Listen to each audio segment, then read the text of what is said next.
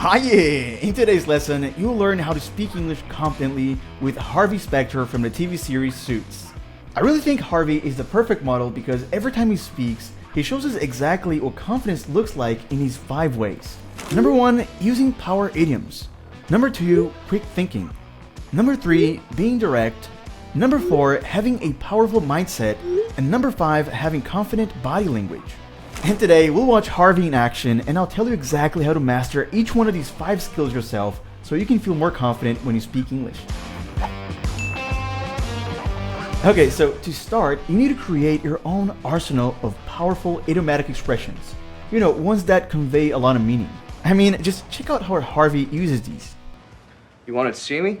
Did you go see Joy after I told you not to? I told you, a puppy can't clean up its own mess. Look, my plate's full with stable shelters. I need you to look into Jerome's daughter. But if you think that means that I can't kick your ass up and down this floor, take a swing and see what happens. Look, I took him the offer. I presented it to him and recommended that he take it. In fact, I urged him to take it. You know what he told me to do? He told me to tell you to shove it up your ass. Yeah, that last one is a bit rude, but still, it sounds confident, right? Anyway, let's take a look at that first clip again. Did you go see Joy after I told you not to? I told you, a puppy can't clean up its own mess. In this case, this is more like a funny proverb, but still a rich idiomatic expression you could use. Basically, it means that someone inexperienced can't fix the problems they create. And how about this other one? Look, my plate's full with stable shelters. I need you to look into Jerome's daughter. What do you think he meant by "my plate is full"?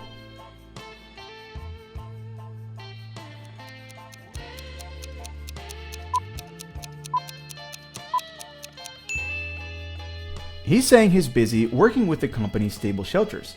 In other words, his plate is full with stable shelters. See how that sounds much more natural, more conversational? It paints a better picture than simply saying, "I'm busy."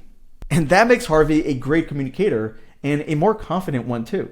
Now, that begs the question, how can you start using more idiomatic expression like Harvey does? Well, first of all, you need to expose yourself to them, which you can do by simply living your English. Watching Suits with subtitles in English, for example, would be a great start if you're a fan of the show. But if you want to make things simpler, just watch our lessons, because we're always teaching a ton of useful idioms. Now, once you're living your English, then you'll need to start activating all this new vocabulary. You'll do this by taking note of the expressions you're learning, investigating their meaning, and reviewing them later. Again, this is much more easily done with our lessons if you're on our app. We actually save all these advanced expressions for you and set up the review practice automatically. And finally, you need to practice using these expressions, like speaking them out loud. And yes, you can do that on our app too.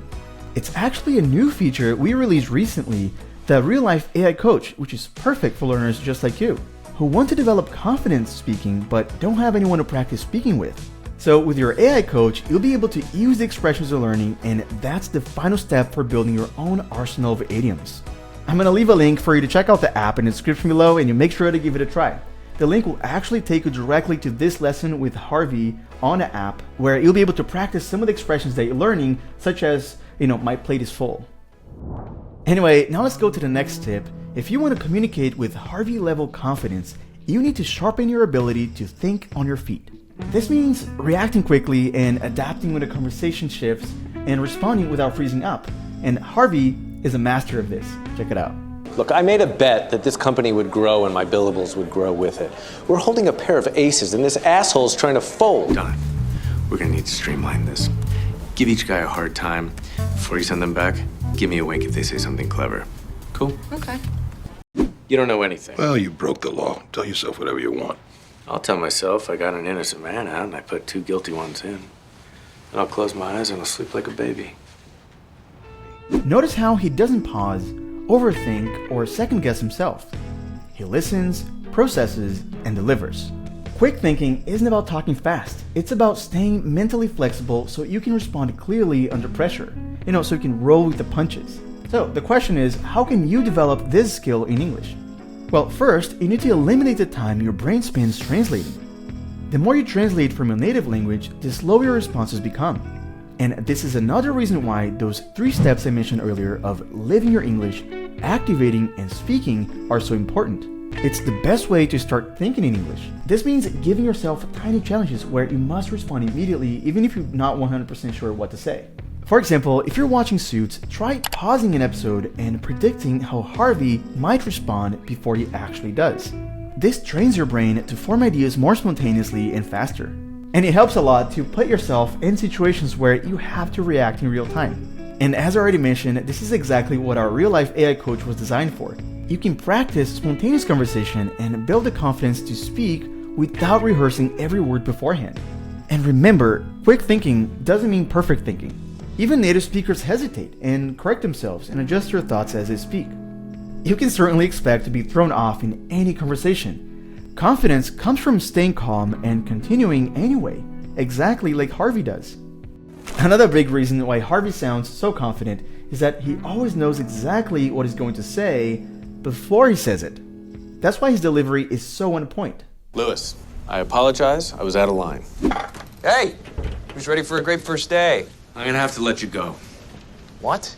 Harvey never rambles because he doesn't start talking until he knows his central message. Now, most people do the opposite. They start speaking while they're still figuring out their point. Sometimes I'll start a sentence, and I don't even know where it's going. I just hope I find it along the way. And that's when you get long, unfocused sentences that don't sound confident. So if you want to speak more directly and more like Harvey, here's a formula that works great. Have a core message in mind before you open your mouth. And this doesn't mean planning your whole speech. It simply means taking a brief, deliberate moment to ask yourself, what's the main idea I want to communicate? Once you know that, everything becomes easier.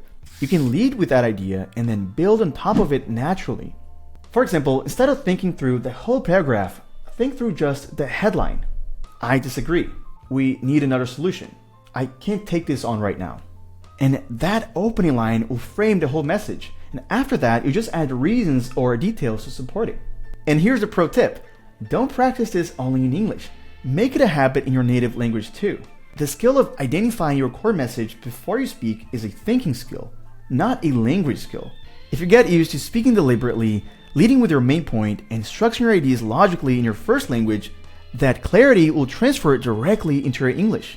The more you train your brain to communicate with intention, the more natural it becomes to do the same in English. Over time, this habit creates a type of mental discipline that makes you sound confident no matter what language you're speaking.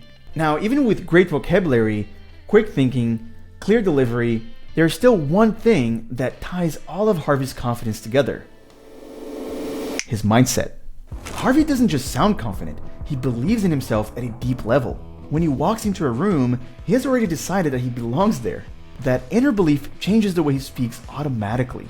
Now, in the case of an English learner like you and myself, the mindset we need in order to feel safe and confident, feel that you belong in any room you enter, is that being vulnerable is a good thing. Vulnerability is not a weakness in language learning. It's actually your biggest advantage. It opens the door for growth, for honest connection with people, and for the kind of real-life practice that builds true fluency. This begins with dropping the shame. If you feel embarrassed to speak, you'll hold yourself back. The only way to improve your speaking is by speaking. Even if your vocabulary is limited, if your pronunciation isn't perfect, every time you open your mouth, you're building confidence. Every time you stay silent, you're strengthening your fear instead. And with that comes another essential shift. Stop avoiding making mistakes. Mistakes are not a sign you're bad at English. They're just proof you're actually using it. No one, and I really mean it, no one becomes fluent without thousands of errors. Even native speakers mess up constantly. If you're not making mistakes, you're not pushing yourself enough to grow. And this mindset also means letting go of the habit of apologizing for your level. Because when you say, sorry for my English, you immediately put yourself below the other person. But the truth is, most people don't care about your mistakes. They care that you're trying to communicate. Your current level isn't something to apologize for. It's the result of everything you've already worked for. And yes, there will be moments of frustration when you can't express yourself the way you want, or when someone doesn't understand you. This happens to every learner. And it's not a sign that you're failing, it's a sign that you're learning. The more you face those moments with patience instead of discouragement, the faster you pass through that stage. And finally, don't compare your English to anyone else's. Everyone learns at a different pace, Everyone has a different amount of exposure, time, and experience, and comparing yourself only distracts you from your own progress. A powerful mindset doesn't come from sounding perfect. It comes from believing you have the right to participate, to try, to make mistakes, and to grow. When you start seeing vulnerability as a strength, your confidence won't come from you trying to perform in English. It'll be your natural state. So having a defined mindset is the fourth tip. Harvey knows who he is when he enters a conversation, and so should you. Alright, so to wrap up, let's talk about the final ingredient behind Harvey's magnetic confidence, his body language. Harvey walks, stands, and moves like someone who knows his value. Shoulders back, chin up, steady eye contact, controlled movements. He communicates confidence before he even opens his mouth. And while not every English learner needs or wants to project that intense alpha energy, Harvey reminds us of something very important. Your body language affects how others see you and how you see yourself. And this matters a lot when you're speaking English because when you're nervous, your body often reveals it before your words do. You might shrink your posture, avoid eye contact, speak too quietly, or move in a rushed way. These signals tell your brain, I'm not safe, which then makes it even harder to express yourself clearly. So instead, here are a few simple body language habits that can help you feel more grounded, confident, and in control when you're communicating in English. Number 1, stand or sit tall. A straight spine and open chest send your brain a message of confidence. Number 2, keep your movements steady. When you slow down your gestures and stop fidgeting, your speech naturally becomes calmer and clearer too. Number 3, maintain gentle, consistent eye contact. Now, you don't need Harvey level intensity, but avoiding eye contact completely can make you sound unsure. Don't look at the floor and make sure to check in with your speaking partner's gaze from time to time. Number 4, use intentional gestures. Simple hand gestures can help structure your speech and support your ideas, but keep them purposeful because too much movement can look nervous. And number 5, breathe. Seriously, breathe. Many learners forget to breathe when you speak another language. Deep, slow breaths relax your voice and give your sentences power. And if you feel tense, remember to take 5 deep breaths before engaging in a conversation. Think of body language as a silent partner in your English communication. You don't need a perfect accent or flawless sentences to look and feel confident. Sometimes simply adjusting your posture or slowing down your movements can change the entire energy of a conversation. Now, Harvey's confidence might come across as larger than life, but the principle behind it is simple. How you carry yourself influences how people receive your message, and how confidently you deliver it. Start training your body to support your words, not fight them.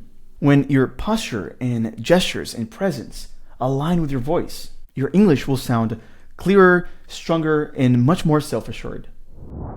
Okay, so to recap, here are the 5 skills for speaking English confidently that we learned from Harvey today. First, using power idioms. Second, developing quick thinking. Number 3, being direct. Number 4, cultivating a powerful mindset. And number 5, having confident body language. Alright guys, that's it for today's lesson. And if you're new to this YouTube channel, you should know that every single week we make new lessons just like this one with your favorite TV series and movies to help you understand fast-speaking natives without getting lost, without missing the jokes, and without subtitles. So if that sounds like something that you want to be able to do, just hit the subscribe button and the bell down below so you never miss any of our new lessons.